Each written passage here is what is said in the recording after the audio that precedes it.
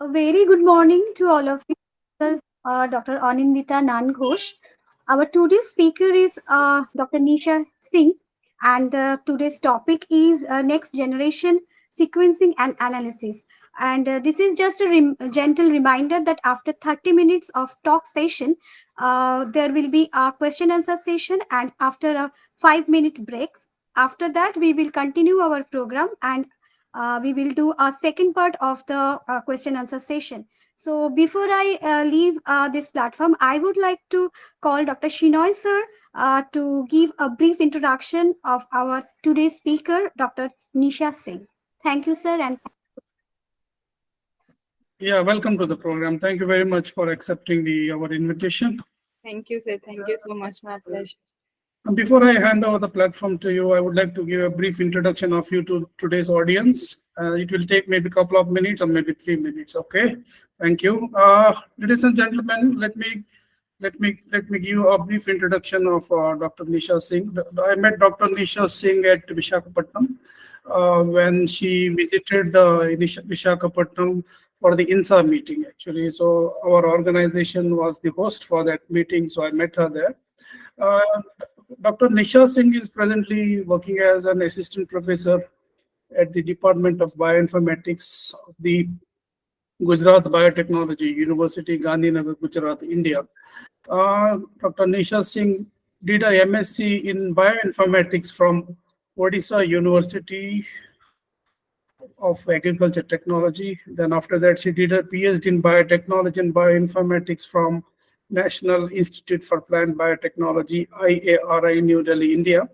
Dr. Singh did her postdoctoral program at the Institute of Genomic Diversity, Cornell University, Ithaca, New York, USA. Before she joined Gujarat Biotechnology University, actually, she worked as a DST Inspire faculty, I think, at NIPB, New Delhi. Her research interests are genomics, proteomics, and bioinformatics. She is especially interested in developing cost-effective, high-throughput genotypic technologies for genetics and molecular breeding applications in diverse agricultural species, I believe. Um, Dr. Singh is presently researching how we can apply biomarkers to the diverse crops and develop new avenues to evaluate variation at the protein level. She has also developed for the first patented genic SNP genotypic chip known as OS SNP NKS. That is a single copy gene based SNP genotyping chip for genetics and molecular breeding applications in rice. Dr. Singh has developed several genomics and bioinformatics tools and pipelines, such as heterozygous genome assembly, gene-based haplotype pipelines, SNPs, array development tools. Actually, Dr. Singh had the opportunities to work in several international genome sequencing projects, including wild rice, wheat, mango, jute, uh, pigeon pea, and tea. During her research career, she has received several scholarships and awards. She has so far published 60 plus publications in reputed international journals. She's an active member of many international scientific societies and organizations, including the American Society of Plant Biology. Dr. Singh serves as a reviewer for several prestigious international journals published by Nature Group, Springer, Elsevier, BMC Genomics, Bioinformatics Frontiers, Journal of Food Science and Technology, Omics Group, and PLOS One. Importantly, when she came to Visakhapatnam, she received an important award, that INSA Young Scientist Award. Congratulations for that. She has also received National Environmental Science Academy 2022 Scientist of the Year. She also has received NASI Young Scientist Platinum Jubilee Award 2022. With this brief introduction of our impressive biodata, I would now request Dr. Nisha Singh to start our presentation, or rather, actually online training on, next generation sequencing and analysis. Over to you, Dr. Nisha Singh. Thank you so much, sir. Thank you so much for this wonderful introduction, and I'm happy to hear. Okay, thank you so much, sir, for this opportunity. So today, I'm gonna to talk about the NGS, Next Generation Sequencing Technology and Analysis. So I'll start from very brief introduction, like what's the how NGS come into existence, and what are the different methods, application, and how it's fast the this gene identification and all those process. So let's start with very basic, the genomics. So what is genomics? So the genomics comes from the genome. Genome is the term coined by the Hans Brinkley in 1920s to define the complete set of genetic information present in an organism, and to study all the set of genetic information. The another branch of science come as genomics. It's somewhere allied with the genetics, but in genetics we are dealing with the single gene, but in genomics we are studying at a time multiple genes. So that's why it's a genomics. Omics, gene plus omics. Omics stands for complete set. It's a brahmand, om. So the study of structure and function of the entire genome of a living organism is done by the Thomson Roderick in 1986. And the concept is now for the Earth Biogenome Project, in which we are sequencing lots and lots of species which is present in the Earth to identify their functional and structure variants present in that, and so that we can develop and also conserve our biodiversity. So that's the goal of Earth Biogenome Project that we are currently doing right now across the globe. So now come to the types of genomics. So genomics were stratified into two different types. One is prokaryotic genome, which is completely different and pretty straightforward. The other one is eukaryotic, which is more complex. And in eukaryotic, we are dealing with human, animal, and plants. And if I rate, so the plant genome is more complex than the human and animal genome, because in the plant genomes we are having different kinds of ploidy level, like human genomes are mostly they are not mostly, they are diploid, but the plants are diploid, triploid, tetraploid, and hexaploid. Like wheat is the hexaploid, and their genome are more complex as compared to the human genome. So in that, we are not only studying the nuclear genome, we have to also study the mitochondrial and chloroplast genome. For human, in case of human, we are having the mitochondrial genome, in which we can able to identify the maternal inheritance. Similarly, in case of plants, we are study the plastid or chloroplast genome for the maternal inheritance, or the studying the species conservation. So we have to study also these genomes in addition to the nuclear genome. So this is the overall complexity of the genome. Now come to the subfields of genomics. So in genomics, we are having four different diverse fields, and they were stratified into comparative genomics, mutational genomics, functional genomics, and structural genomics. In comparative genomics, we are comparing one species to other species, within a species, or across the species, to identify their variants, structure variants, and functional variants. And these variants will tell us how one species domesticated over the period of time. Also, what are the useful genes, alleles, or SNPs are responsible for making one variety susceptible or other variety tolerant, and what are the conservation between one species to another species, so we can do the synteny analysis in the comparative genomics. In mutational genomics, we are mainly mining the SNPs or introns, exons, and long non coding RNA, all those sorts of analysis, different types of RNAs we can do in the mutational genomics. In the functional genomics, we deals with the functions, and these functions are coming directly from the mining of SNPs. The SNPs, which we further go for the gene identification, and these identified gene we can go for the characterization and expression. So these all tells from the mutational genomics. Now come to the structural genomics. In this, we are dealing with the structure of particular genes at the variation at the protein level. So ultimately, because we have to see the functional differences, so uh, that can be estimated through the structural genomics. Now come to the goals of genomics. So what are the different goals in the genomics? And we can say that in simplified term, that what are the different steps in the genomics. So we start with the first searching of one species which we want to sequence. Now the concept is pan-genome sequencing. Earlier we used to have one particular variety or strain we sequence and make a reference genome. Now we are doing de novo sequencing also, and also developing the pan-genome concept. So the genome sequencing, first we have to identify one particular species which we want to sequence, and in that which variety or which particular genotype we want to sequence. So that we have to first figure out and then perform the sequencing. In that we have to choose the different platforms. Now the era of third generation sequencing, and we are entering into the fourth generation sequencing. So in the third generation sequencing, we are having this Oxford Nanopore or pack biotechnology.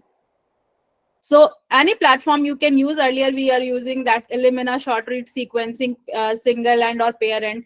So that's the thing. And early back it was 454 or that Roche sequencing, and it was started from the Sanger sequencing basically, but it took 15 years to sequence the human genome.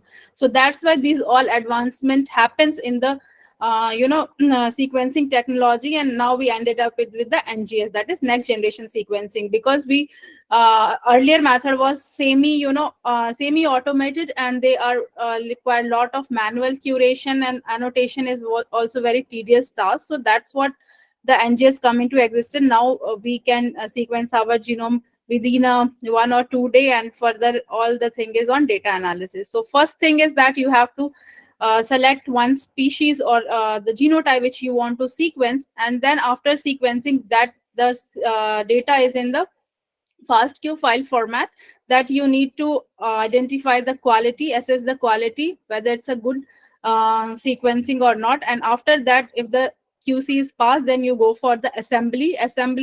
You will perform with the different assemblers, and in the assembly the initial sequence was in the short stretch of sequences, that is known as contigs, and contigs we assemble to make a one scaffold, and that whole process is known as assembly, in which we will go for polishing and gap insertion, gap filling, and all those the steps comprises the assembly. After assembly we have to have annotation, because we have that ATGC sequences. Then what is that meant for? What are the biological function? What this particular gene we have identified are relevance for what they are coding for. That we will do the annotation, and after annotation we can build a genomic databases. For example, you can see different crop species or different species, you are having one database in which we go search gene ID and put the number or annotation, you will find the sequence and everything about that. Because this is the used data set, so we need to have a good platform or databases to store this information, and also to retrieve this information. Most of the sequencing is initially we will submit to the NCBI. Now there are the different types of databases are also meant and available to store this information for for the to facilitate this particular crop. For example, crop species specific and crop specific, we have the databases. For example, in case of human genome, we are having the human genome HGP project. Earth biogenome, we are having earth biogenome, this databases. Similarly with pigeon pea, soybean, wheat, rice, they are having different databases which comprises all sort of genomic information. After this database, then we have to pinpoint what are the different genes in which we want to characterize and go for the mining.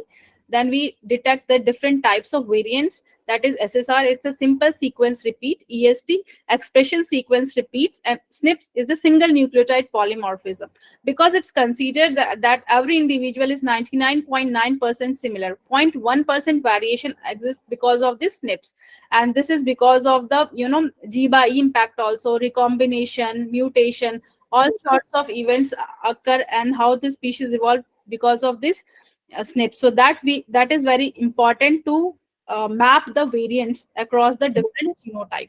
And then finally identify those particular functional SNPs, we can go for the editing, or gene editing or genome editing, to make the superior variety, superior in terms of the desirable trait which we want to incorporate in that particular variety or species. which is more tolerant toward the environment or more pest resistant sort of things which we have targeted. So ultimately it deals with this. So this is the whole pipeline, why we do sequencing, what is the need, and how we will end up with making one new variety with the help of this NGS technology. So if we talk about the plant genome sequencing, because I have extensively worked on the plant genome sequencing sort of thing. So in the plant, the first genome was sequenced of the Arabidopsis thaliana, and the genome size is very small. If we talk about, because in the plant we are having gigs of genome like 16 GB and 4 GB. So this is very small, like 125 MB, and the total genes is 25,000. Then after 5 years, we are having the gold standard rice genome sequencing. So this is the first serial genome, and India was the part of this genome sequencing project, and I was fortunate to get my PhD from this lab. So we assigned chromosome 11 short arm us between NIPB and DU, South Campus, Delhi University. So we could able to do that, and this was, very that time it took almost 5 to 6 years to complete this particular project, because it was all, back sequencing, back cloning process, and we have to make that clone, and it is all, very laborious, and more wet lab stuff is involved, and also there is lack of expertise for this, sequencing and analysis thing. So that was the one challenge which we took. And then after this we will sequence multiple crops, a number of crops like pigeon pea,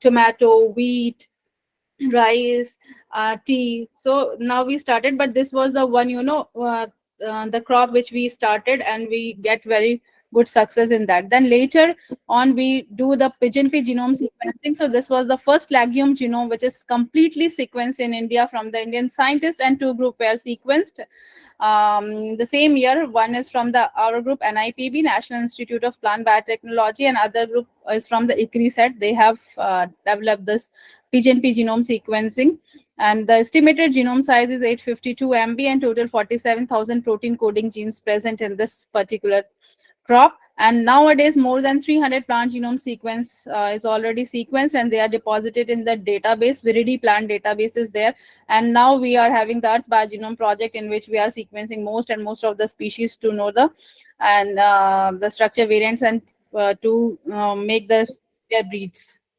So if we talk about the evolution of sequencing technology, as I have already mentioned, that we have started from the Sanger sequencing, first generation sequencing, then maximum Gilbert sequencing, change termination, then come to the second generation sequencing. Most of that between 2000 to 2010 or 15, most of the sequencing were done in the second generation platform, in which 454, Solex, Iron Torrent, and Illumina.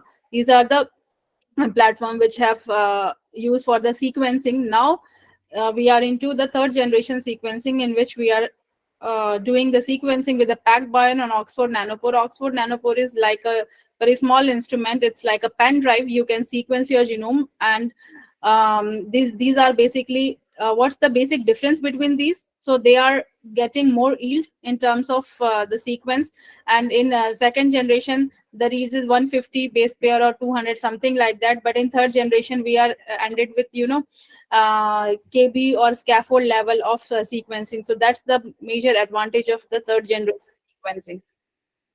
Now come to the what is NGS. So NGS stands for the next generation sequencing. Is a powerful platform that has enabled the sequencing of thousands of millions of DNA molecule in the same time. So it speed up the sequencing thing. So that's why we could able to do the pan genome sequencing. At a time we can genotype hundred or thousands of species. NGS also known as a high throughput sequencing, and it's catch all the terms, describe several different modern sequencing technology. So so that's why we now the people are sequence using the NGS platform, because they're very straightforward, errorless. And but the major challenges is in this is the data analysis, because you are getting ended with a lot of data in GBs, and also in the different coverages. So the high demand for the low sequencing has driven the development of high throughput sequencing, because you can able to sequence the genome in a very cheaper cost. So that's the thing which people go for the NGS. But earlier it was very challenging task, because the platform was not that and also the facility is not available in the every institution. So that's and also we have to depend on the outsourcing. So they are intended to the lowering the cost of the DNA sequencing, so that everybody can able to do their sequences. So that's the beauty of NGS. And thus the recent technology allow us to sequence DNA, RNA much more quickly, cheaply than the previously used this first and second generation sequencing. So this is really revolutionized our study, especially in the arena of genomics and molecular biology. And with the help of this, you can see that some of the crops in which the gold standard genome sequencing is available, so we could able to develop many more varieties, especially in case of rice, soya bean. You can see that wheat, we are having ended up with a wonderful varieties which are heat tolerant, submergence tolerant. Why? Because all this happened due to the NGS. Especially in case of human also, last year only we are ended up with the gapless genome. Earlier in case of human, we are having estimated 30,000 genes. Now after the gapless assembly of human genome, we could able to reduce the 5,000 gene. Now the estimated genes in the human genome is 20 to 25,000. So that's the things which we can see. So that's why this keep going on. It's a continuous process, and annotation is again a continuous process in the NGS. So these are the some critical things in NGS. So these are the sequencing platforms which we have started. We have started from the Sanger sequencing, then the second generation sequencing, and all are having different in their library preparation chemistry, also in the analysis, and different softwares and tools which we implement. Because for the what people usually do the mistake that they will do the long read sequencing and try to do assembly their sequence with the short read, short read sequencers softwares, which is not the good. So they are ended up with a lot of errors. So they are saying that these technology, these platforms are more error prone, but that's not the truth. Actually the thing is that we are not having very good softwares or platform available for catering this particular long read sequencing. Also most of the softwares are developed for the human genomes. There are very few and less are developed dedicated for the plants and other. And I'm not talking about the microbes because they are very small genome size and base pairs, so they can do in the servers also, online server like Galaxy and all those. But for the long read, especially in case of livestock genomics and plant genomics, we have to have developed our own software and tools. So my work is more towards that development analysis, because we are all ended up with a lots of data, but the lack of expertise is to how to interpret from all these ATGC and make the useful information. So that is the key thing which is India is still lacking, and our Western world is far behind us. So that's need to be more focused. So if we talk about the generation, the first generation is Sanger sequencing. Second generation sequencing is the pyro sequencing or sequencing by reverse termination, sequencing by ligation. So these are the chemistry in the second generation sequencing, in which Roche and 454 or iron torrent. Third generation sequencing is the single molecular fluorescence sequencing, that is SMRT, and nanopore sequencing. Nanopore sequencing is developed by the Oxford Nanopore, and the fourth generation sequencing is to aim to conduct the genome directly from the cell, so we can sequence the information directly from the cell.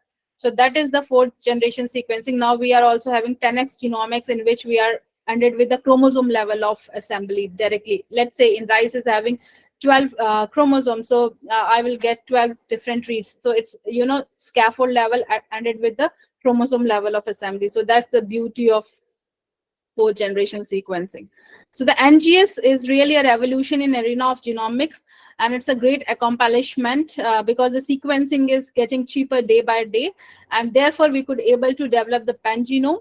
And in case of rice, we are having this 3000 resequencing project developed from the ERI International Rice Research Institute. But the major challenges in the NGS is the computomics. It's a new omics in which we need to have more computational power, and the computational power is keep going on. So because we are ended up with a lot and lots of data, and in between, when you process the analysis, you are having the intermediate files, so where to store for further processing.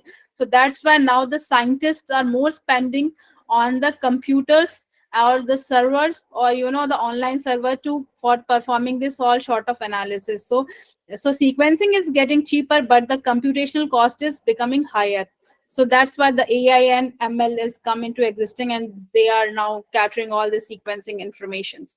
So the sequencing platform is a short read and long read. So short read is 150 base pair, and long read is more than 10 kb, and you can see the error rate is 0.1%, and here 10%. So I will not buy this argument, because most of the software and these things are more developed for the Illumina sequencing, because they have run 10 to 15 years, and then the suddenly long read come into existence. So people now started developing, for example, NeCat or MeCats are the software which is for the long read assembly, but most of the assemblers are developed for the short reads assemblies, especially for the Illumina, because Illumina, they develop their in-house tools also, and they said that these are the tools which we can use for the assembly and for the processing of these all data. So that's the thing.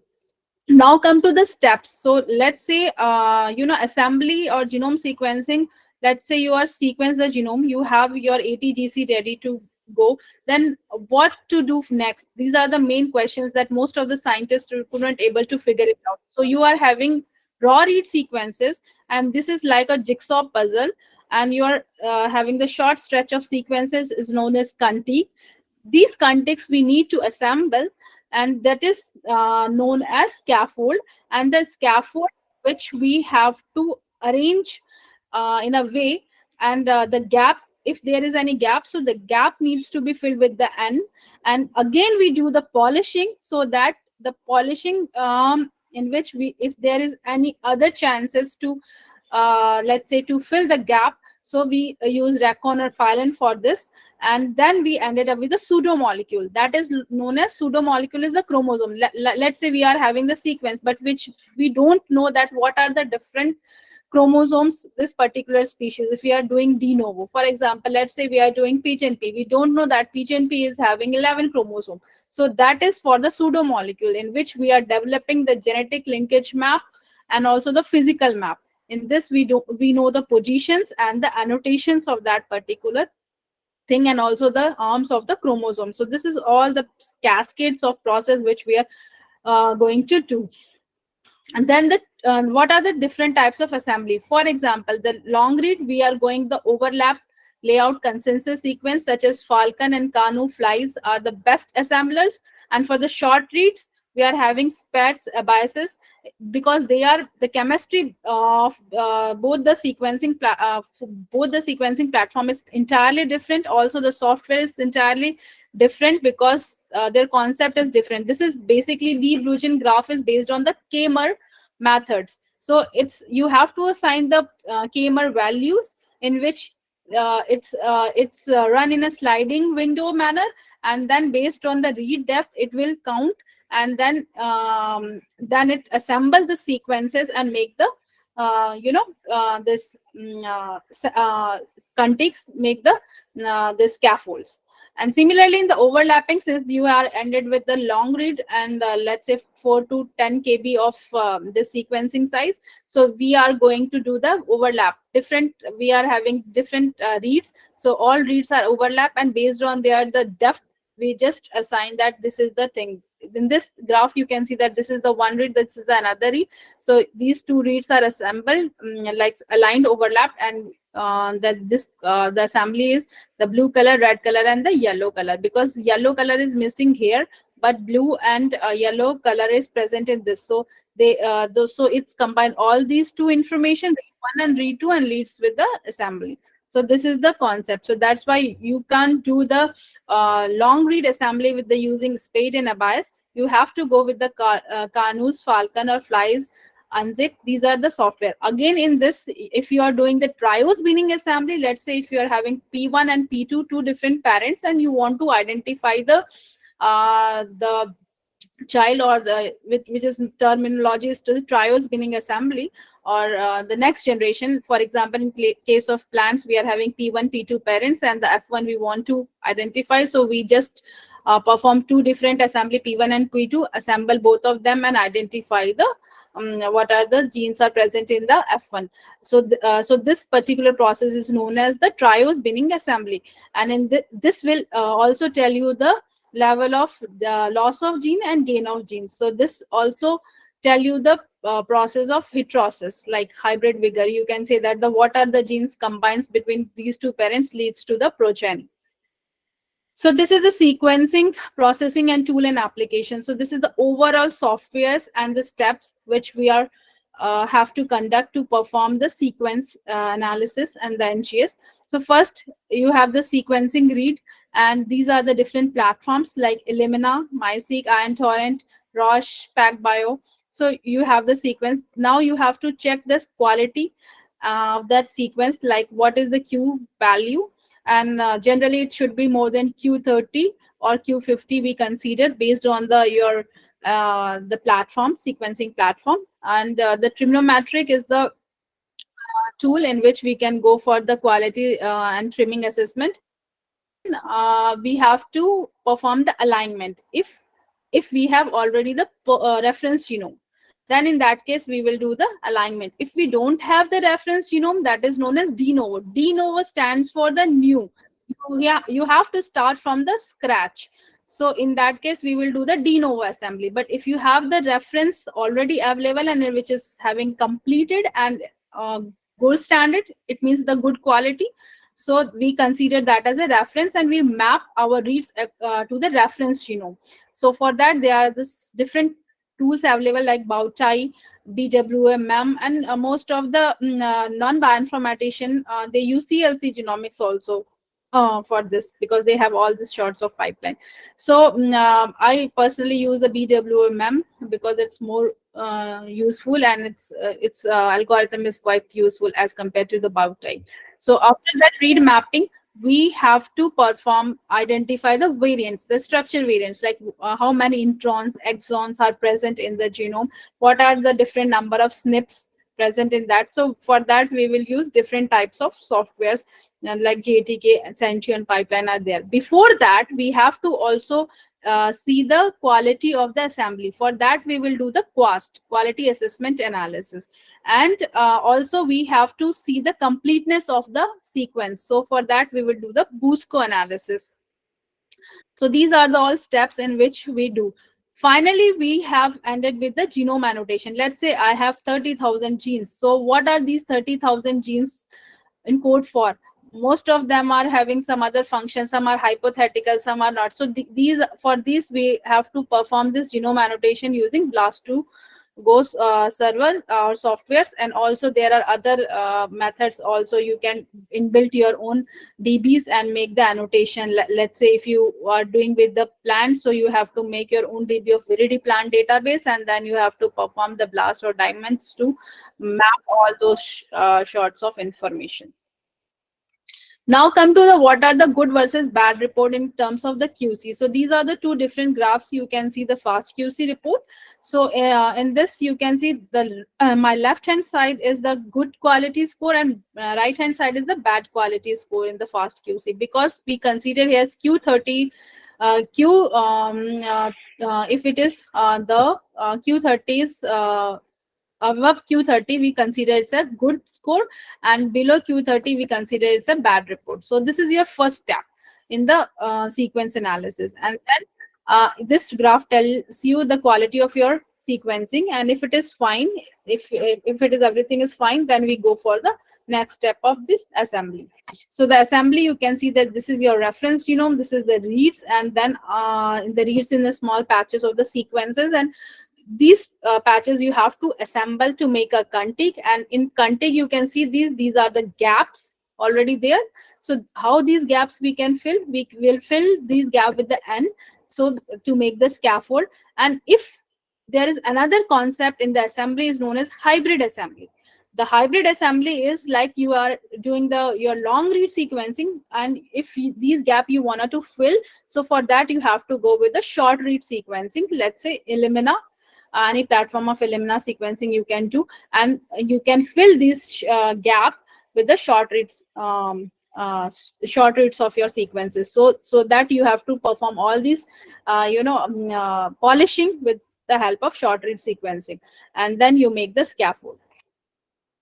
So this is the same that like the contigs, and you have to make the define the contig length, and then you have to fill this gap with the ends. So these are the some softwares which I have mentioned here for the de novo and reference based assembly that mostly people are using for for the second generation, third generation sequencing, like A5 Abaya, CLC Genomics, in Edna, Soap de Novo, Velvet, Mira, IBD, spades, flies, canoes. Flies, canoes is mainly useful for the long read genome sequencing and assembly. So, like, what are the how to estimate the genome size? So, for estimation of genome size, you have to have the total base pair by the coverage. For example, mostly the sequencing people ask you how many coverage you want for that particular. So you have, depend upon your objective, you have to decide the coverage. Let's say if you're doing the de novo sequencing or something which is very new, so in that case you have to have maximum coverage. If you are doing skim sequencing, skim means very short thin sequencing just for the pan genome concept, because you are having good reference genome, so 10x or 5 to 10x or 20x coverage is fine. So you can see that we are having the sequencing data of 20 GB and coverage is 10x. So total, so the genome, the estimated genome size is 2 GB, total base by coverage. So that's how you can calculate the Kmer also. Now come to how we assess the assembly quality. So that's, for that you have to perform the QAST, that is quality analysis tool. And this you can see, this is the ICARIS, another tool in which we can see the stats, and also the cost is there. So we have multiple graphs will come, and you have to assess the what are the quality and what are the stats is there.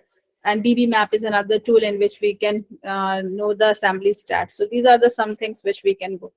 And after this quality assessment, we have to do the genome annotations. In the genome annotation is actually a continuous process.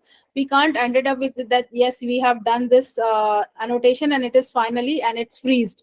No, it's never happened. It's a continuous ongoing process. Let's say you, in case of human, it's a best example that you can see that in case of human, initially we are having 30 to 35,000 genes, and we have the annotation of all 35,000 genes. Now we are having 20 to 25,000 genes, because now the assembly is gapless. So the annotation is still, we have to redo the annotation because some of the genes are lost or maybe inserted the new genes. So that's the thing. So we have to do the annotation. Sometimes it's shifted also, and it's not the task of one single people or one group. That most of the these tasks is the consortium based, that, and it needs cross validation and cross checking. As I have done the genome annotation, my other group from other countries, they have to do also to cross check from different software, different model, and if it is consistent for that particular gene, then we consider, yet yes, this is this particular gene coded this particular information. So it's a very tedious process, and it consists of two main steps. The first one is identifying element on a genome. A process is called as structural annotation. And then after structural annotation, we have to do the functional annotation. In the functional annotation, we are attaching the biological informations, like what are these, the biological relevance of that particular genes, that we will do with the functional annotation. So these are the steps which we have to perform in the genome annotations. And in the genome annotations, these are the some structural annotation and functional annotation. These are the some tools like RAST server, PROCA. RAST is mainly used for the microbials, and PROCA is there. And functional annotations is this anti-SMED, Signal P5, and Patrick. But mostly in case of plant, like we use Blast2Go server for this, and other softwares is also there.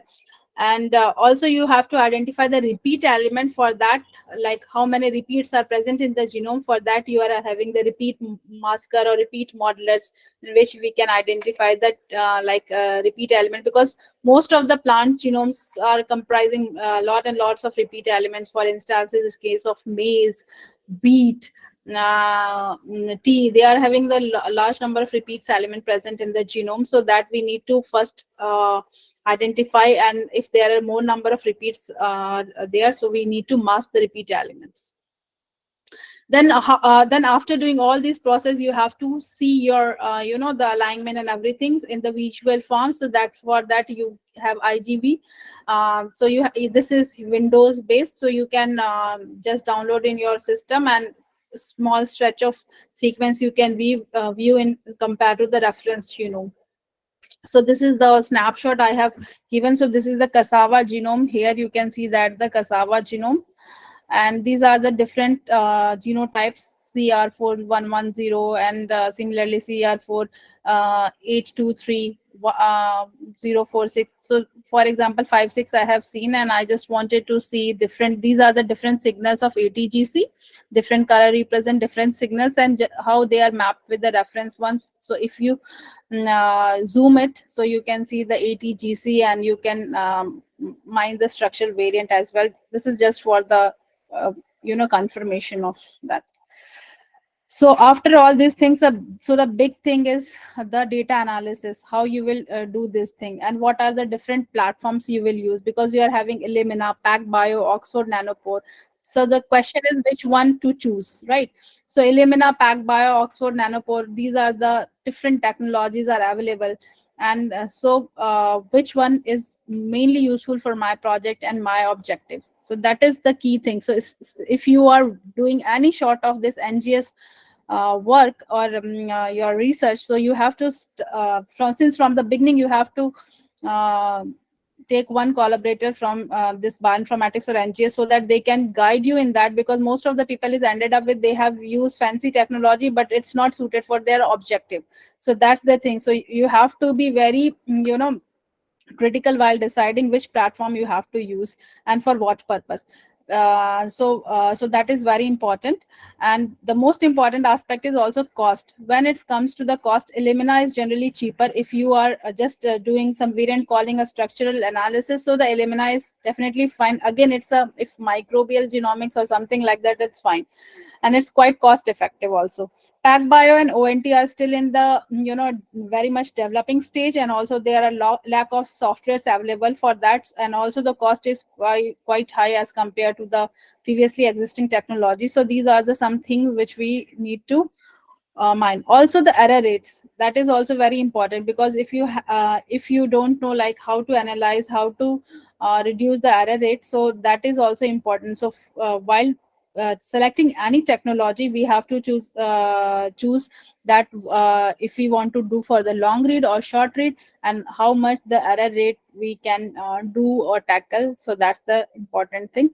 The read length, it's similar like the how many coverage you need for that particular purpose, and that is also important. So 10x, 20x, 30x, 100x, what are the different coverages you have to do for that particular species, and that is also important in selecting any technology.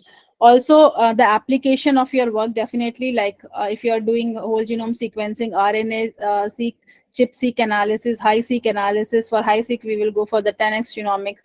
So these are the things which we have to understand. Also most of the people are in the comfort zone also, so they don't want to switch into the another platform. That is also important thing, because most of the things is already streamlined in the Illumina platform, but not as in the ONT and Oxford ONT and PacBio, the platform. Also the ChIP-seq data, most of the people, they don't know how to analyze. Also they don't understand how to tackle with the single cell genomics data. So these are the something which we need to figure out while designing your project in that. Of course, bioinformatics analysis, because more tools are available for the Illumina data. There are very few tools available, and for the Oxford Nanopore or PacBio technologies, and they are still in in the developing stage. And despite error of over 10%, PacBio and ONT data are still unstable.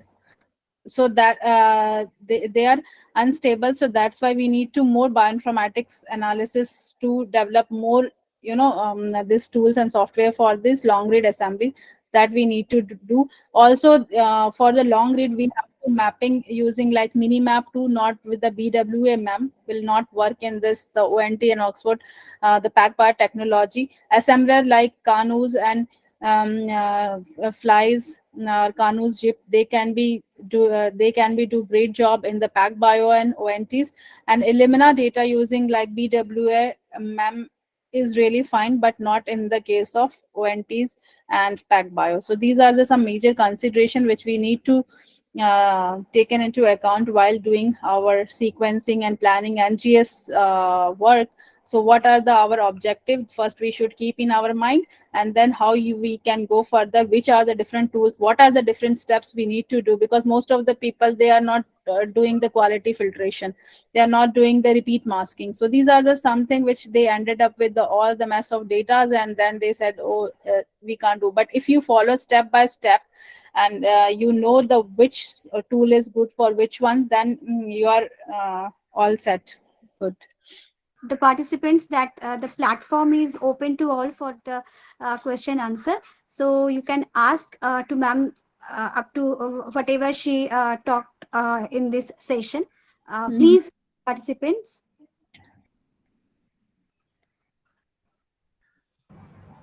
Good morning, ma'am.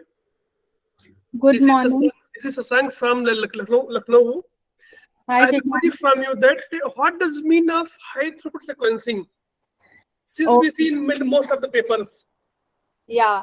So high throughput means actually when you are having more and more of data. It's depend upon also your data and also the number of genotypes. For instances, if you are having multiple genotypes, like different genotypes, different varieties, uh, and you want to do the sequencing, for instances, in the simplified way, I can say that the pan-genome concept, it's a high throughput, because you are not sequencing one particular individuals.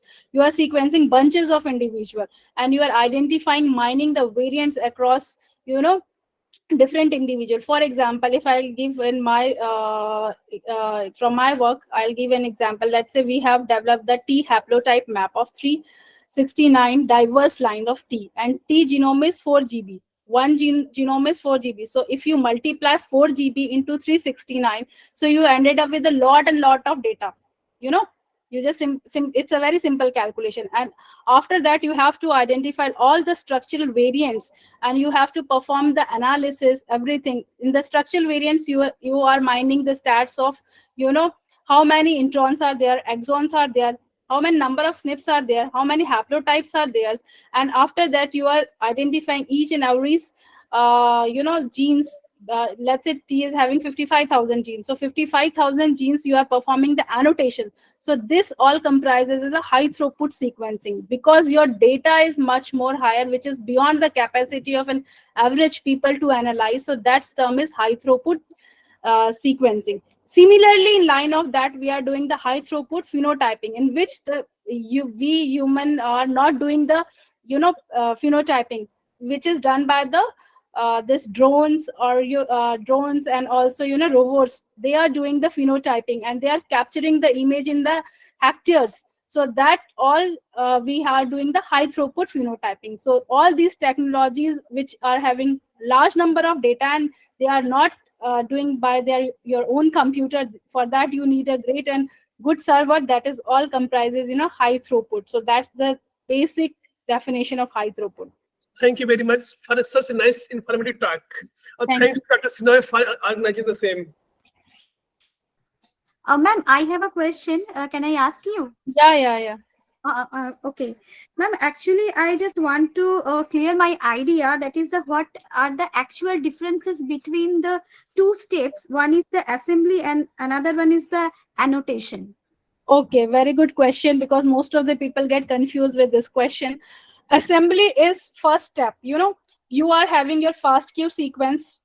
For example, if you are having I just start with a very scratch. You have one sample of, for example, Tulsi. You perform the sequencing using any platform in-house, or just you have given out for the outsource. They are giving you the data. The data is in a FastQC format. And that data, first you have to identify the quality, which I have mentioned. If it is above Q30, then you go for the next step. That is called assembly. You have to, because the sequence is in short stretches, that is known as contig. Small, I said now, the assembly process is the kind of jigsaw puzzle. So there's a short stretch of contigs. So these contigs you have to first assemble to make the assembly. Okay?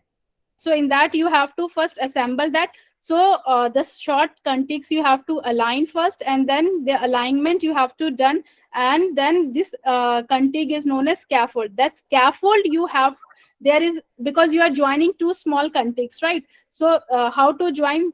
There is some linker in between, no? So the linker is NN. So that linker you have to fill with the N, and then the N, these two contigs is collectively known as scaffold. And the scaffold, in that you fill with this, and with the another polishing. The another step is polishing, in which we will fill this and with the ATGs and try to do that. And then after this step, we can see the whole step is known as assembly, because you are assembling small set of contigs in a scaffold, and scaffold you are doing polishing, and in polishing you are ended up with the error free assembly, and this whole step is known as assembly. So here you are dealing with that's only just you are joining the pieces and doing the polishing. Then the second step, you are talking about the annotation, in which you are having the genes. For example, one scaffold, let's say it's having drab gene. Drab is responsible for the drought tolerant. Okay, but how would I know that this particular scaffold is having this particular information, that it is responsible for the drought tolerant? So that's why we do the annotation. It is simply just the baby born and we are assigning a name. So similarly, the sequence is there, we are giving the name. वो नामकरण जो कहते हैं ना, that is known as annotation in the simplified way. Okay, ma'am. Thank Yeah. you so much, ma'am. Next question, please. Good morning, madam. Good morning. Yes, ma'am. Here I am having an organism of the size of 36 MB. MB, okay. I want to sequence this. Which method I can go? Whether short So read you Illumina are sequencing or long? having microorganism now. Yes, madam. Microorganism, because your genome size is this much. So the reference genome is already there, or this is the de novo? There are only very few references genomes are available. The two by short Sanger sequencing method. Okay, so now you can. So they have not performed anything on the this second generation or third generation. No, ma'am. No. So better to go with the now ONT is the better one, because they are mainly meant for this microbial. So you can do Oxford Nanopore for that, because certainly if you see the example of human genome, so they have also done with the Sanger sequencing. Now they are ended with the long read NGS platform. Why? Because to have the gapless, because your sequence whatever you have, they are already available for the Sanger sequencing. They are not that much accurate now. So that you can Okay. do. So you will certainly have certain gain of genes in that. But So you still, can, ma'am, there is some lacuna in long read sequence. Now we are able to no. getting There is not chance out. lacuna in the technology. Actually, there is lacuna that people don't know which tool, as I mentioned, use for the assembly of this particular thing, right? But there are like NECAT and other tools are already available, which are doing wonderful job. And now you can see that there are a number of papers are on the long read. Especially if you talk about the PacBio or Oxford Nanopore, in that Oxford Nanopore is more good.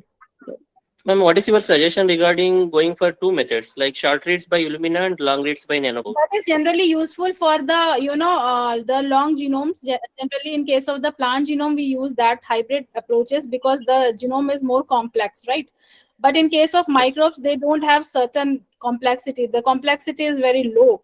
So in that case, I don't think it's very good. But if you want, and if you have money, it's all about the cost benefit analysis. If you have the money and you can do, and I don't think it will cost much in case of micro. But in case of plants, like genome is 4 or 16 GB. So for that we do generally this kind of. And again, if there is no any reference, gold standard reference is available.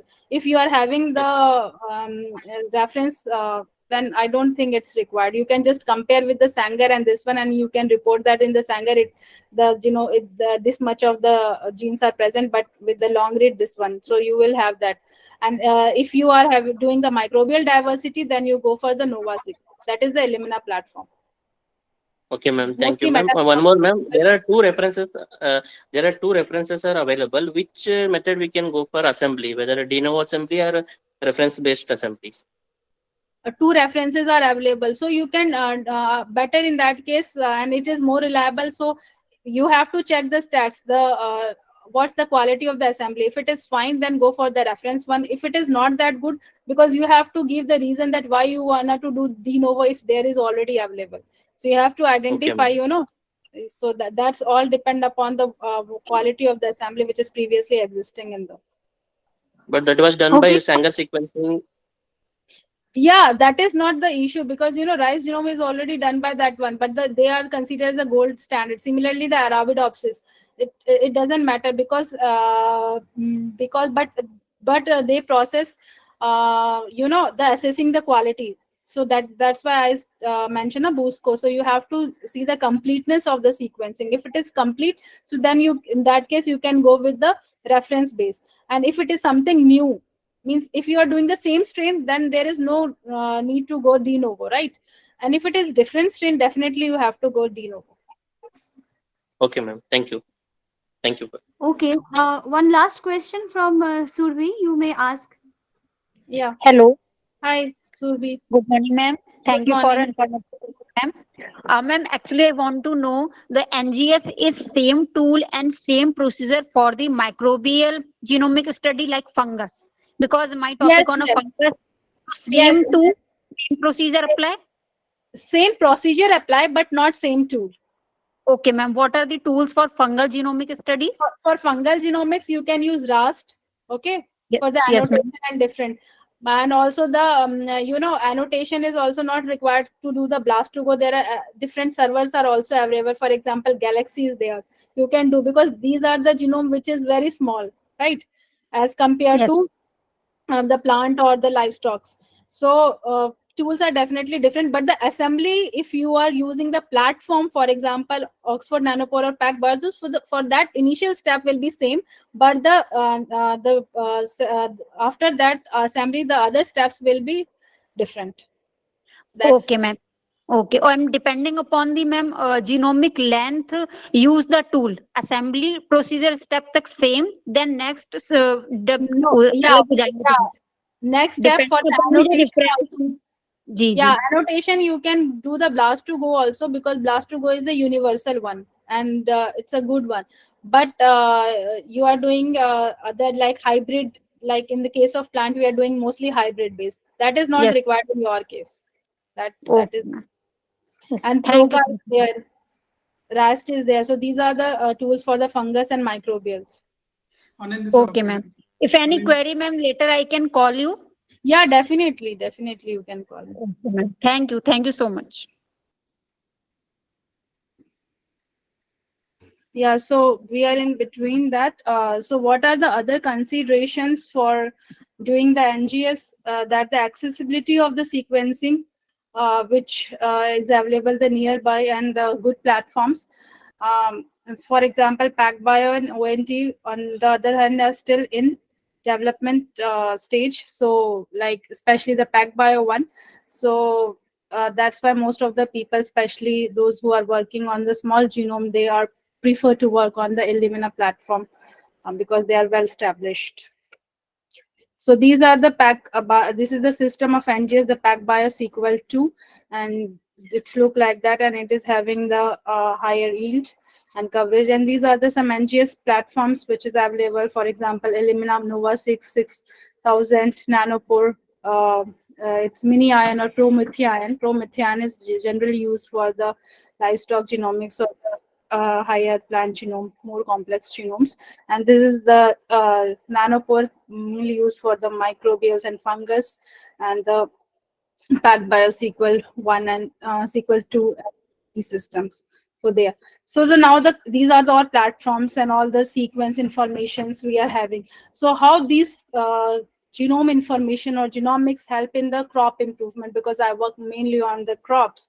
So how we can mine these information for the improvement, because because most of the people think that this is the all this computer science and we are not giving back to the society. But it's not true. These are the things which make our life easier to answer those questions which will take 10 to 15 years. Now it reduces the time and we can able to answer within 2 to 5 years. So that's the beauty of this NGS. So first one is we can harness the genetic diversity within the species or across the species. So what are the different diversity existing between the species that we can address through the sequencing? Because as I mentioned that every individual is 99.9% similar, 0.1% variation is because of this SNPs, so that we can mine and identify that important SNPs that make this variation at the protein level. So that can be achieved through this. And also we can map the ages, like what are our ancestral, what are the traits contribute and to the making the another individuals in both human and plants. For example, in case of rice, we are having SD1 gene, which is the semi-drop 1 gene, and this is the green revolution gene. This is known as green revolution gene, and this is actually the SD1 gene which can survive under the deep water rice, and this has happened because of the gain of the function over the period of time. So we can able to trace the domestication, also the evolution through this doing high throughput sequencing technology. Then we can use to analyze the population structure. Why the population structure is essential. Let's say I have sequence here 419 different wild rice which is collected from the 9 eco-geographical region of India. We can see in the map and sequence all of them, and based on their unique marker, which is species specific conserved marker, we can stratify that these 419 rice variety were stratified into 3 population group. Population 1 is progenitor of indica type, population 2 is progenitor of Aus type, and population 3 is the mid-Gangetic plain. The mid-Gangetic one is here, which is considered as the origin of rice. This is the area considered as the rice origin. And here we have taken the diverse germplasm, which is comprising Oryza rufipogon, Oryza nivara, the Aus type, indica type, japonica type, and deep water rice. So we have make all the collections and then study their stratification, because over the period of time, as a geneticist, it is estimated that some of the alleles are changes and also fixed during the mutation. So we estimated the FST, that is the fixation index, with the help of this. And also we can estimate the kinship matrix. For example, I am here and one of my siblings, she is in the US, but if we see the genotype and in the sampling, it might be that we are collected the sample from India and one from the US, but if we study the genotype, so most of them were aligned because we are having the same lineage. So that sort of analysis we can do with this NGS. Now come to the other one, is what is the marginal effect of changing one allele to another allele, which leads to the another genome, right, within a species. Especially in case of microbe, they are more highly mutated. So that also and same in case of plants also, that one species we just added one gene and the genome is shuffle and something like that happen. So what are the things and how we will model into the physiology, that is important. So evolution and population genetic with the kinship matrix. Kinship stands for the level of relatedness, and the adaptation, what are their mating system, like we self or cross-pollinated, or we have made some crosses and the mutation happen, and one mutation leads to the other genome and we fit into the physiological model. For example, have an equation y1 minus y2 is equal to what, so that we can estimate it through the genome sequencing. Also, we can trace the history of origin and domestication of different species. For my work, I have done in case of rice, because our war with China is not only restricted to the boundaries. They always claim that this particular variety is originated from China or something like that. Same in case of rice, they have done that. They earlier claimed that the rice did originated in the Yangtze River Valley of China, and from where all the rice cultivar have been domesticated, but which is completely false. It's a false claim, because mostly the Japonica rice or the Chinese rice are the sticky rice, but our Indian rice is not that sticky rice, so they have more wax content, but our is waxless. So especially, and also in India, the different 9 ecogeographical regions, we are having different types of rice varieties. Like in Hyderabad, we used to have long grain rice, which mainly used for the biryani purpose. Similarly, in West Bengal, we are having, and also Assam, in Baudhan.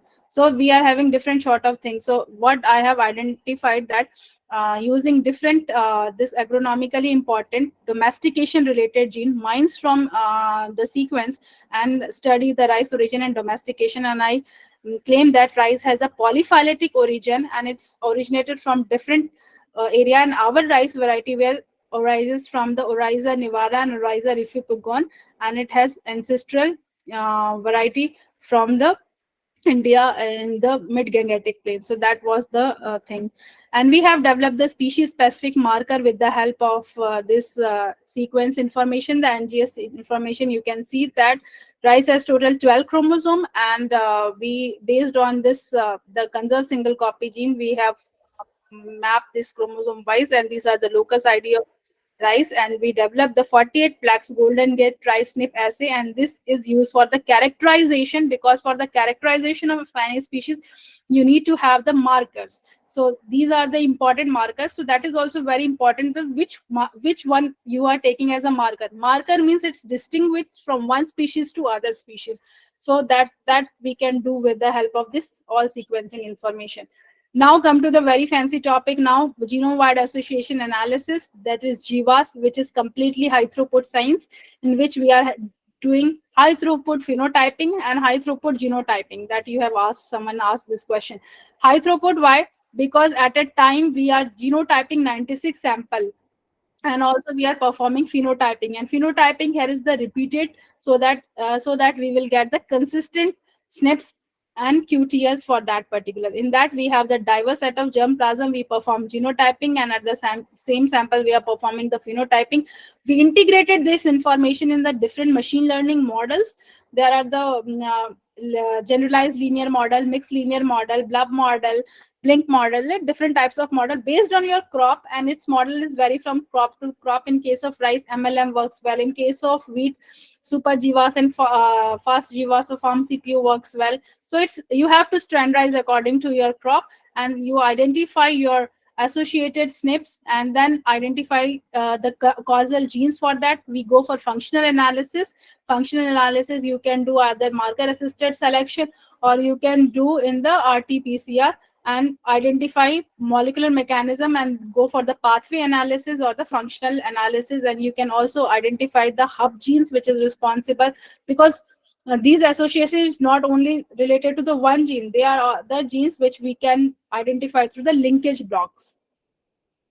So this is our work which is published, and based on this work we have also developed two rice variety, and which is submergence tolerant. So this is the collection of the deep water rice from the Assam region, and it's published in MGG.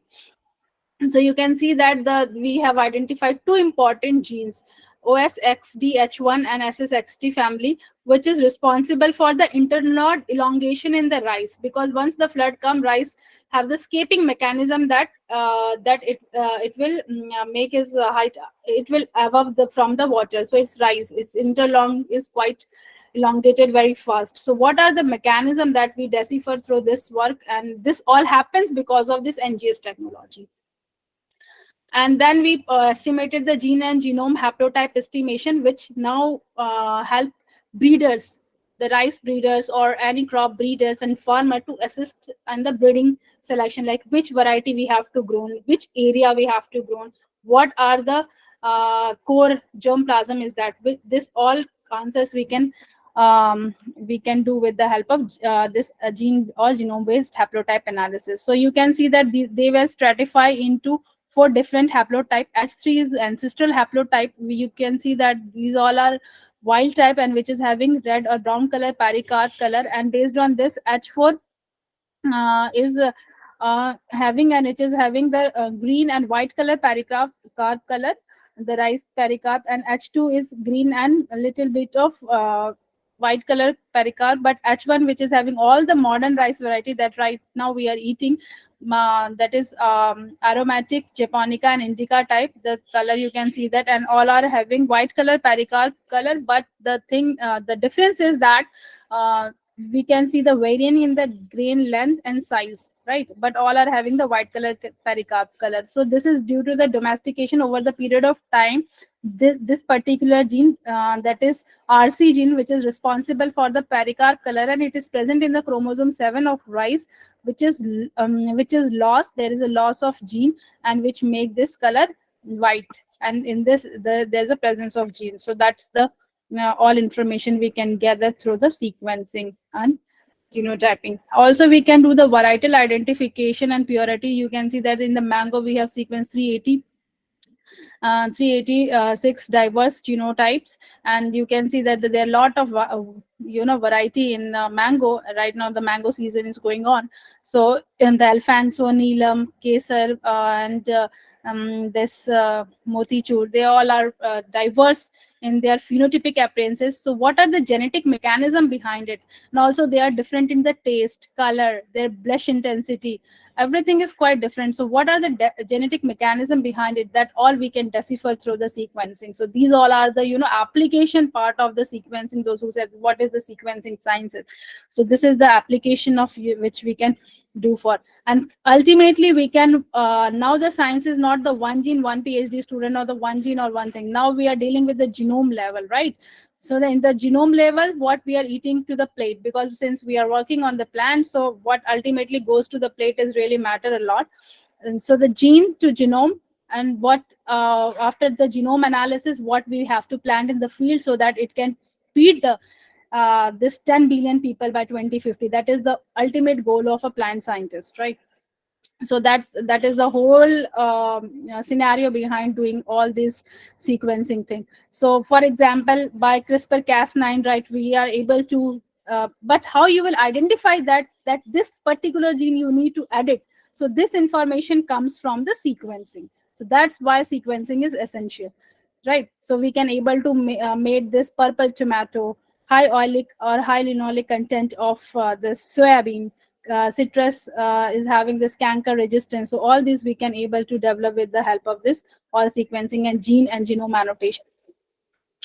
But a coin has two sides. Similarly, the genomics is also facing a lot of challenges, because especially in case of the plants, like genome complexity is the major issue. High level of heterozygosity. Most of the crops like mango, we are dealing with the high level of heterozygosity. Degree of repeat sequences is also very crucial in case of plant genomics, especially in case of maize. This is famous for the repeat elements.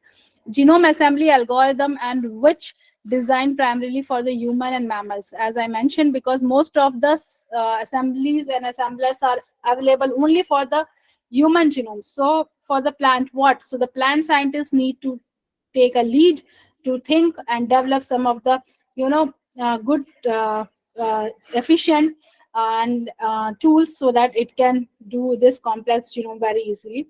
And also some of the in the race of that first draft, this one, they have released very poor draft of and very poor quality of genome. That is also one of the major roadblocker that we need to address, and we have to redo the same sequencing and all those. We're using different platforms. Also, most important and really very need is lack of expertise in this field, because most of the people, they just listen and just try to do, and they ended up with something else, and they just publish, but they don't know about the depth of that, because this is all one particular software. Things require lot and lot of trial and error things and different types of data. You have to fine tune your parameters and algorithms. So that's the important thing. Of course, funding is major limitations, because most of the people think that why to sequence and what to sequence, like that, why we are sequencing. So funding is definitely required, and I mentioned that the sequencing is cheaper, but the data analysis is the major challenge and roadblocker in this. And also the computational cost is lagging in India. Although there are few DBT institutes, they are doing great. They are developing some of the data centers, but still it's not accessible to everyone. But that is main thing. But they are in process. Maybe later on we have all this sort of things. Now I come to the my topic, that we have developed the first genic 50K rice SNP genotyping chip for molecular building application in rice, and this is all because of this NGS platform. In this, we have developed this low multiplexing with high sample throughput and high multiplexing with low sample throughput. So these are all are having varied application. For example, low multiplexing with high sample throughput useful for the population structure analysis, for foreground selection, diagnostic purpose, seed quality control. High multiplexing with low sample throughput useful for the evolutionary study, association mapping, background selection, genomic selection, that is known as GS, and diversity analysis. So this is the complete pipeline of the 50K SNP genotyping chip, and we have developed this chip with high quality Affymetrix array, and now this particular work can gain a lot of attention in the rice research community, and based on that, there are several rice varieties have been released. And this is the physical map of rice, and this is the chromosome wise representation, and we have collected this wild accession from different ecographical region of India, and also developed the databases. And this is the work which is published, and with this we are able to claim that the rice did originated in India, not in China, and it's highly accessed and cited. We have patent of this and got appreciation from the government of ICAR. And these are the other application of the 50K chip that we can use for the haplotype based phylogenetic analysis. It's different from the phylogenetic analysis we do, the normal, in which we are just doing the clustering algorithm, in which we are identifying the haplotype which is inherited from the gene and that performing. And in this haplotype analysis, you can see that they are stratified into the 4 different groups.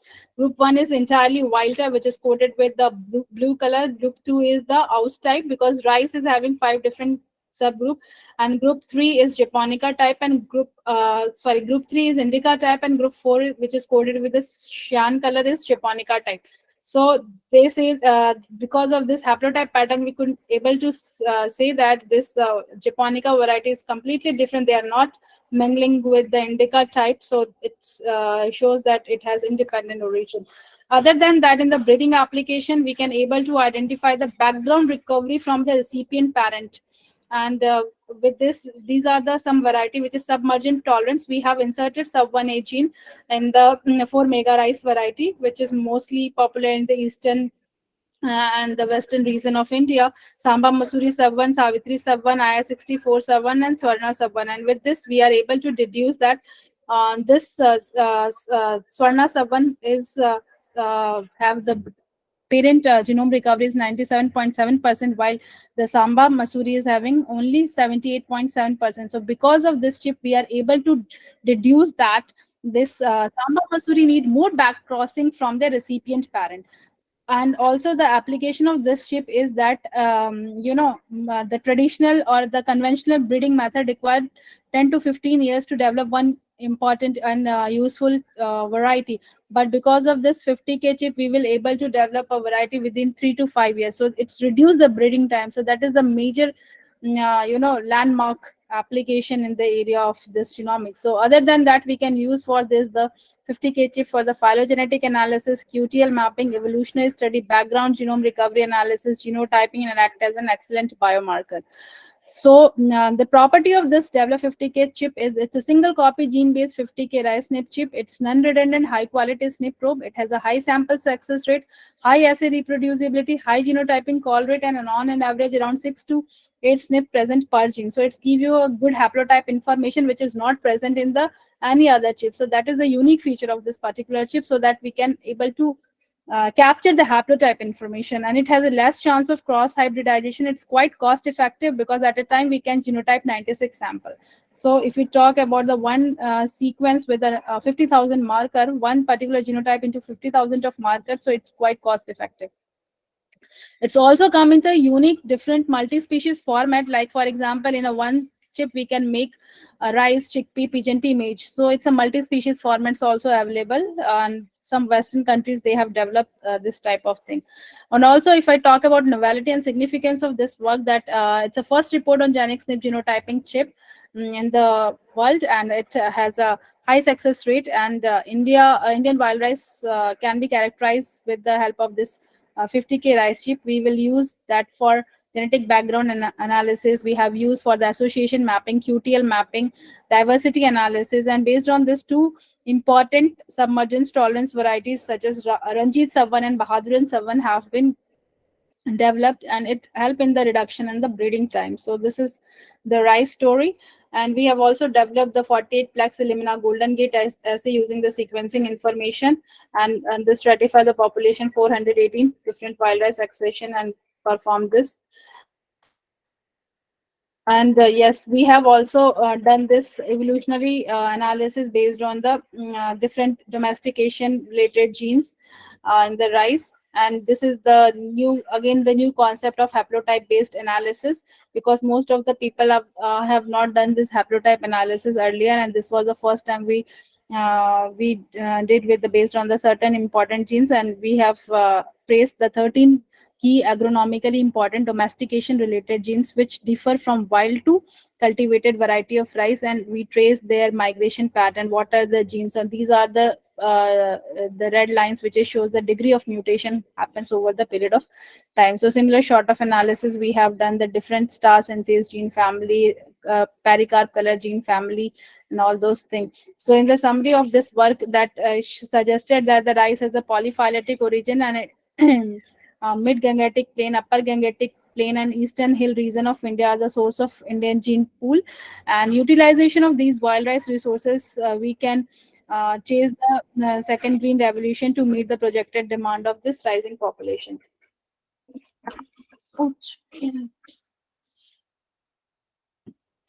Now we have worked on the genome-wide association analysis. Other than that, we have worked on this mango genome sequencing project, and this is the complete initiative by the Indian government of Indian Council of Agriculture Research. In this, we have done the Amrapali and the Sherry Neelam genome sequencing. It is the first genome sequencing published, and it's based on the trios genome assembly, and you can say that the estimated genome size is 439 MB, and it has a heterozygosity is the major issue with that. This. So we have done the mango genome sequencing and also developed the 82K SNP genotyping chip for the diversity analysis. And these are the also we study the conservation of the genes in the different fruit family and also different species of the viridi plant and identify this. We have also done that, the divergent times, like one species diverges from other, how they are diverges over the period of time, that all short of substitution mutations we have calculated based on the sequence analysis. And similarly, like in case of rice, we have developed for the mango, the 82K chip, but here we have used additional gene set of genus disease resistance defense responses like genes. And the platform here we have used the Illumina High-seq platform and performed the genome-wide association analysis of agronomically important traits of mango. And you can see that we got very good number of associations: fruit length, fruit weight, blush intensity, polyembryony. So these are the Manhattan plots of association analysis. And this is the work which published in the scientific report in the wheat. And here we have studied the phosphorus use efficiency using the 35K chip, and it's a collaborative work of University of Bristol and IARI. And this is the first report we have developed. And in the case of tea, the tea hap map project we have developed, and this is the first haplotype map from India, high throughput haplotype map of India, published in Bioinformatics Journal. And this we have analyzed 369 diverse genome and perform all sort of high throughput analysis. But for this, I have used my postdoctoral Cornell server, because in India we don't have such facility to cater 369 into 4 GB of genome. So that's the major thing which I have developed from the help of the Cornell server. And currently I'm working on this Pigeon P, and it's funded from the DST, Government of India, and the DST Inspire Faculty project, in which we are just developing the 62K Arhar chip, because it's sequenced in India, and we developed the 62K Arhar chip for the trait mapping and also for to accelerate the genetic breeding in the Pigeon P. And Similarly, we have used 5 different category of gene. AGCP is the agronomically important gene, single copy gene in pigeon pea, conserved single copy gene in soybean and pigeon pea, disease resistance defense related genes in pigeon pea, and multi-copy genes in pigeon pea to keep as a control. And also we have performed some of the high throughput imaging through in this phenotyping, but mostly in case of pigeon pea we have done some of the qualitative traits using, because we are having 800 diverse pigeon pea accessions, and all out of them we have made 400 mini core collections, and in 400 mini core collections we have performed most of the qualitative and quantitative estimations, such as total protein content, phenolic antioxidant activity estimation, number of pod per length, flower color, leaf angle, leaf shape and size. And we have also developed the pigeon omics database in this particular, because we are having all sort of high throughput data, so where to keep this data. So for that we have developed this pigeon omics database, which comprise all sort of this informations. And now we are into the mapping of various phenotypic traits of this, and now into that developing some tools software, so that it can based on this AI, it can detect the pest resistance, pest susceptibility, and all those sort of analysis. It's still going on. And these are the some quantitative traits which we measure for the association analysis, and we have performed some of the association in pigeon pea as well. And we have I just wanted to cross some of the high protein line to the intermediate line, so that we can develop the new variety, because in the plants we have we are always looking for the some of the superior varieties, so which can be climate resilient, right? So in that case the protein deficiency is major challenge in the developing countries, because we cannot fortify it. Like iron zinc we can fortify it, but protein we have to rely on, the natural sources. So that the things which the project is for. And we are also developing the high density linkage map using all this genomic information, and then we go for the physical mapping of the pigeon pea. Also, we develop the protein atlas of pigeon pea. In this, we just do the 2D and mining the differential express gene in the different seeds. For that, first we standardize the protein extraction protocol, and then perform this. And then perform some of the bioinformatics analysis, like what are the different conserved domains are already available in this, you can analyze. And then also perform some of the this quality and trimming analysis in the cassava genome that I'm showing right now. These are the all examples in which I'm doing some of the different types of diverse crop and work in NGS.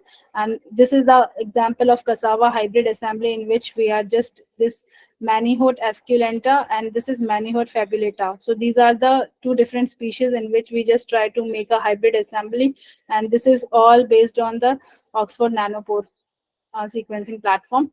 And in this you have to fine tune your parameters. So finally we ended up with the 56.5 million variants, and indels, 5.6 million indels, and 32.62 million variants. Here is the SNPs. They are the biallelic, because SNPs are the biallelic, but SS are the tetraallelic. So they are the different. For that, they are the different platforms. Similarly, in the machine learning model and training the testing, so you have to fine tune all the parameter, like AC is allele count, AN is allele number, allele frequency, read depth, read mapping quality, and then finding all these models, and then you can come up with the conclusion of your assembly stats and also the variant stats. So that is the important thing which we need to fine tune. It's not only that running the software and you get the output, it's you have to fine tune your all these parameter, and then you ended up with the one good assemblies or some conclusion. So these are the files which look like it's known as g.vcf file, and after that we have the vcf file. So this is genomic variant file. You can see these are the formats how the file look like. This is just some headers are there. And after doing this assembly statistics, we have developed the genome assembly software pipeline. This is based on the haplotype perk, in which you have to just see these peak and which fragment you need to take further for the analysis, and which you have to the left out, just the trimming process. That's the same that trigonometric software does. So here in this case, we just trim from here and the peak one, these two important peaks from, for example, starting from the 10 to 135 or 130 is fine. So we will take this particular reason for further downstream analysis in the this one. And then we also develop some of the model for the some of the important identified key domain. Here we have done with the this cassava mosaic virus from different strain, and identify some of the important pockets and active site for the analysis, and perform protein ligand interactions to identify further functional variants as well. So now I come to this, that the takeaway is that it's not only one science like genomics is sufficient for doing all these things, or transcriptomic or proteomics. Now the era is for the multi-omics. You have to integrate all the omics information at a time, and then you have to identify the common genes and variants, and then go for the analysis, and then fine tune your model also, and implement all these sequence information in the ML and AI, because it nowadays of that you have to predict the things, and then based on the prediction you will go for the editing or some sort of transfer of the trade or something like that. So that's why this high throughput science came into the existence, so that whether it's a high throughput phenotyping, high throughput genotyping, or high throughput transcriptomics, proteomics. So all these integrated information which we need to integrate it, and then go for the downstream analysis. Earlier it was one science, that genomics is fine, transcriptomics is fine. Now not, it's you have to see like metabolomics, ionomics. So you have to profile whatever you identify from that particular genes, and then you have to go for all these sort of, and then integrate this information and use the information. So that is all for today's, because I just keep this my work more, I just emphasize on that. So these are the some events which we have done during my postdoc, that hackathon, in which we could able to do within a week, develop some of the software or code to tackle all these hurdles. Because in the my postdoc lab is more focused on, you can make meaningful information from the just garbage or crap data. So that's the main challenge of our bioinformaticians. That is the key, because biologists, we will give them some of the nice information, but being a bioinformatician, we have to just interpret our bad data into good form, how we can gather the information. So these are the some clicks. And yes, I would like to thank my funding agency and my mentors for this my journey. So thank you all for your patient listening, and I'm happy to take the questions if you have, because I know you must have so many questions. Thank you. Ma'am, is there any institute or companies doing full genome sequencing on the payment mode? Yes, there are multiple companies available in India right now. One I know, Nucleum, it's in Hyderabad. They are doing, because we have done part of work from the Nucleum for our Mango project. Other than, there are other companies also, Esries and all those are there. They are doing, but for the analysis you won't rely on that, because they, for their scientists we are training. They come IRI when I was doing my PhD, so we were doing. So for the analysis you have to take care. They can, because they have the platform, so they can on the charge basis they can give you the sequence data, but rest of the thing you have to perform. They can might do the basic analysis, but not um, the depth one. That was our feeling when, and it's also the feedback from the different people those who are working on genomics or transcriptomics. But Okay, okay, ma'am. Hope Vijay, you got your answer. The second question from Manohar. He asked that would you please show us how to analyze the whole genome practically as well as the comparative genome analysis? show means he wants code, or like to run in the system something. For that we need another session, because for that I need to prepare the data. But if he want to know the tools and software, that I can tell. but the steps, because it's a multiple steps involved. For the comparative genomics, you have to first align your sequence with the reference genome. After that, you mine this information, then you have to plot that with the synteny map, something like that. So this is all the process. So it takes time, and again depend upon the computational server. Like if it is good large machine, then it will be done in 1 or 2 days, depend upon the genome sequence and rest. But yes, I can suggest you can go there, you can do the Galaxy server, and if you are working on the microbial genomics or something, so that is the wonderful platform you can analyze, and it's very easy. You don't need the coding expertise in that. Hello Ashwini. Ma'am, it was a nice talk, ma'am. you. But I want to know. Hello. Yes, you are audible. Yeah, you are audible. Yeah. Please go ahead. Yes, you Ma'am, are audible, Ashwini. I'm just a beginner in the bioinformatical analysis. So can we do the whole Yeah. genome sequencing of a plant, any plant, from by retrieving the data from the NCBI in the Galaxy server? No, because the from NCBI, actually you can do later on step, but you can't do the assembly one, because they have submitted the assembled one. Nobody submitted the contigs, right? Yeah.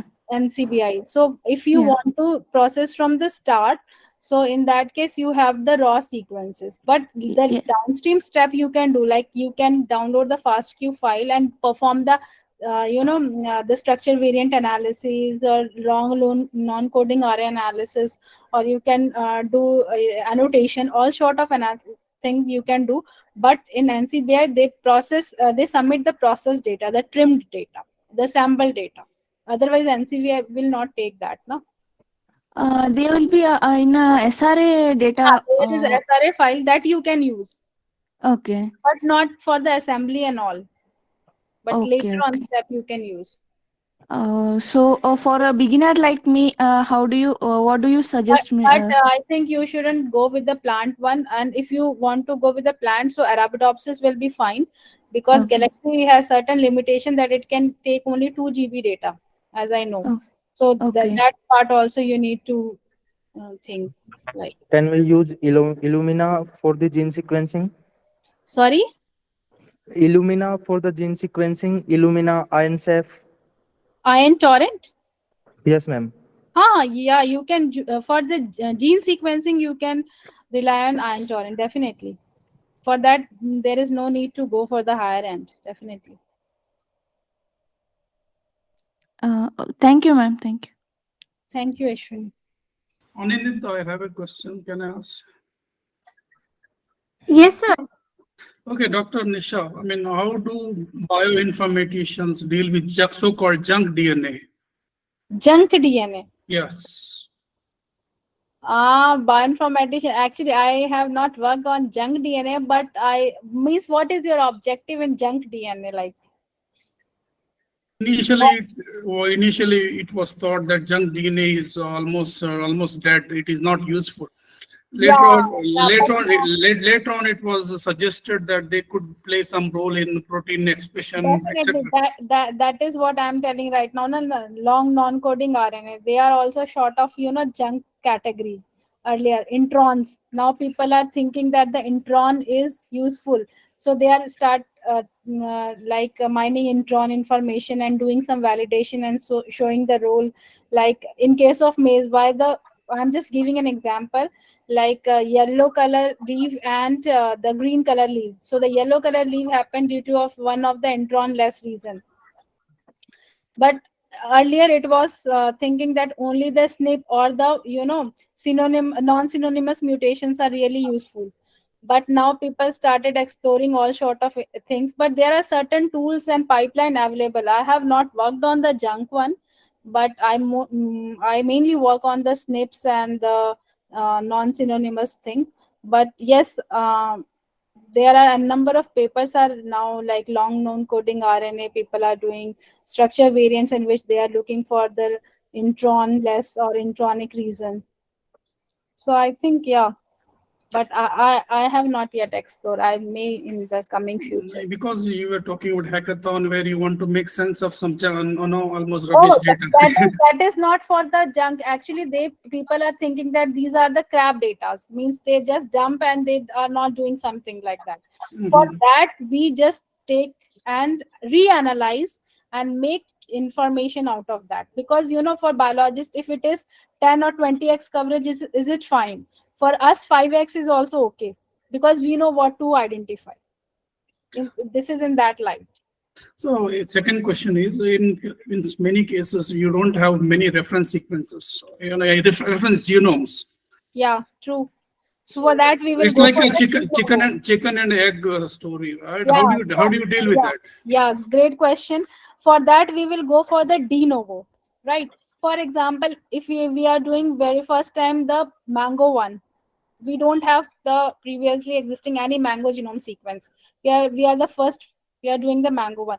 So we will see the synteny between the species. First, we do the sequencing, assemble via de novo because we don't have any reference guided assembly. So we done it de novo.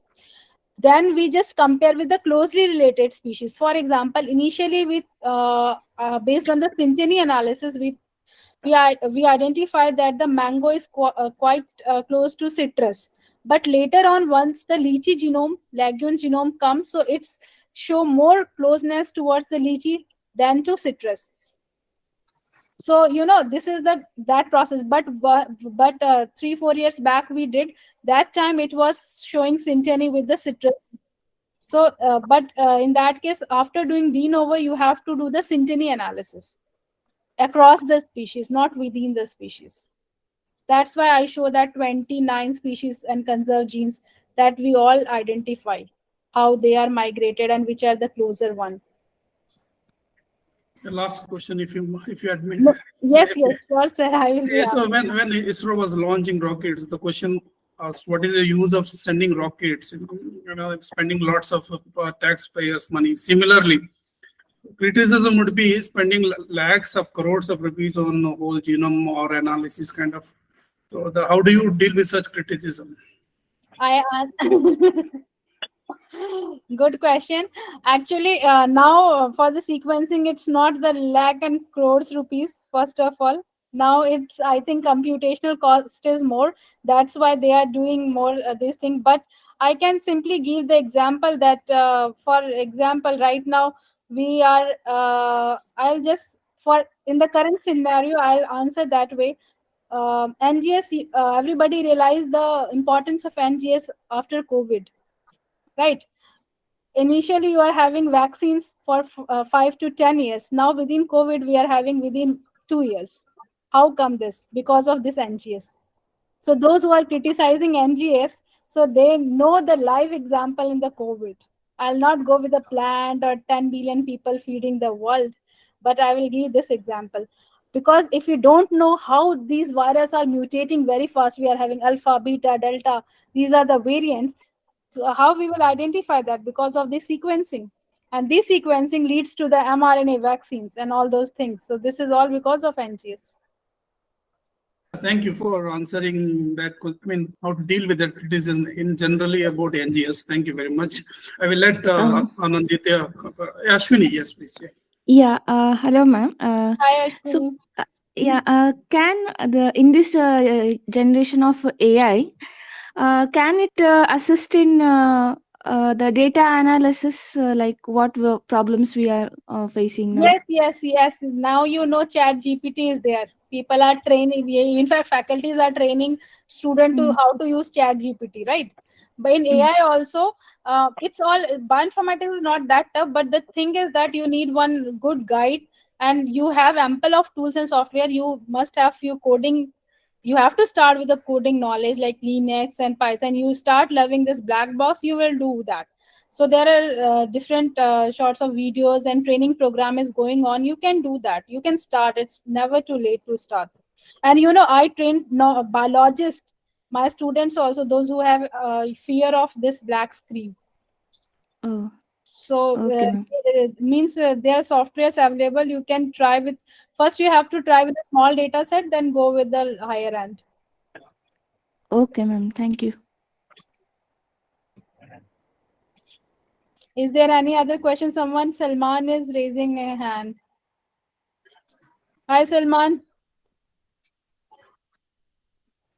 You are Mr. not Salman, audible. You have to unmute. Mr. Salman, ask your question, please.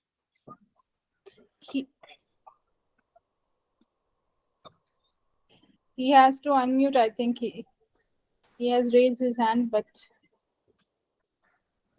Okay, Anandita. Sir, it's a question or suggestion from Priyanka.